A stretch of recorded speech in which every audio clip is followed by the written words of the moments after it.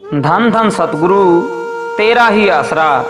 सच्चे संतों की सोहबत ही जीव के भाग्य को सुनहरी बना सकती है।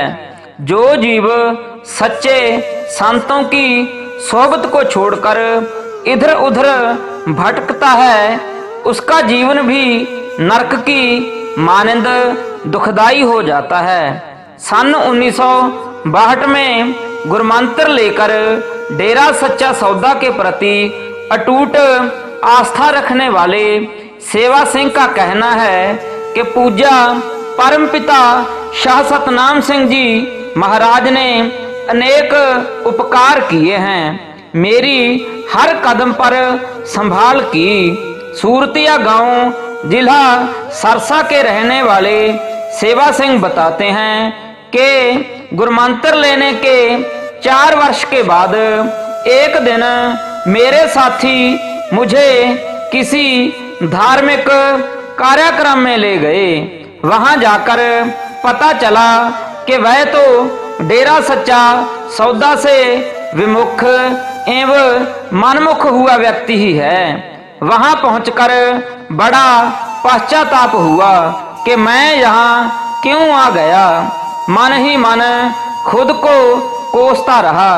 उसके बाद जब डेरा सच्चा सौदा में आना हुआ तो पूजनीय परमपिता जी ने सत्संग के दौरान फरमाया कि जो भी जीव मन के बहकावे में आकर गुरु से विमुख होकर दरबदर हो जाता है, उस जीव का कोई रखवाला नहीं बनता। यदि वह सच्चे संतों के पास आकर माफी मांग ले तो ही उसका छुटकारा हो सकता है। मैं यह वचन सुनकर समझ गया कि मुझसे कितनी बड़ी गलती हो गई। मैंने उसी दिन माफी लेकर भविष्य में ऐसी गलती से तौबा कर ली। जबकि मेरे साथ जो लोग वहां गए थे उनमें भी कुछ लोग डेरा सच्चा सौदा आते थे, लेकिन उन्होंने आश्रम में आकर माफी नहीं ली। शायद यही कारण है कि आज उनका सब वैभव खाक हो चुका है। 75 वर्षीय सेवा सिंह ने आगे बताया कि एक बार मेरा अपनी पत्नी के साथ मनमुटाव सा हो गया। घर वालों को यह डर हो गया कि कहीं लड़का घर छोड़कर ही ना चला जाए। मेरी घरवाली ने पूजनीय परमपिता जी के चरण कमलों में अर्ज की कि सब कुछ ठीक हो जाए। पूजनीय दत्तार जी ने फरमाया, बेटा फिक्र ना करो, वह किधर नहीं जाता, सब ठीक हो जाएगा। और थोड़े समय के बाद सब कुछ ठीक हो गया। संत समय की हर रमज को जानता है, बस वह जाहिर नहीं होने देता।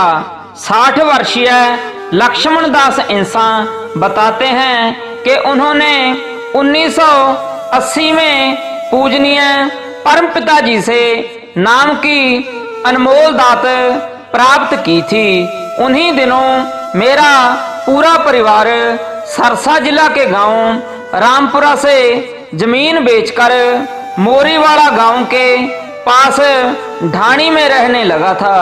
घर में बेटे ने जन्म लिया था तो सभी इस खुशी में पूजनीय परम पिताजी से मिलने पहुंचे। हम साथ में चूरमा भी लेकर आए थे जो पूजनीय शहंशाह जी को भेंट स्वरूप देना चाहते थे। परम पिताजी ने फरमाया कि बेटा हम यह चूरमा फिर ही लेंगे यदि आप आगे से चूरमा लेकर नहीं आओगे। इस दरमियान काफी बातें चलती रहीं। एकाएक परमपिता जी ने अचानक पूछा कि बेटा गांव मोरीवाड़ा में किसने जमीन ली है? तो मैंने बताया कि पिताजी वह जमीन तो हमने ही खरीदी है। इस पर परमपिता जी ने 3 बार फरमाया, बेटा बहुत अच्छा किया। वहां के ग्रामीण बताते हैं कि जो जमीन हमने खरीदी थी उससे पूर्व इस जमीन पर कोई फसल नहीं होती थी।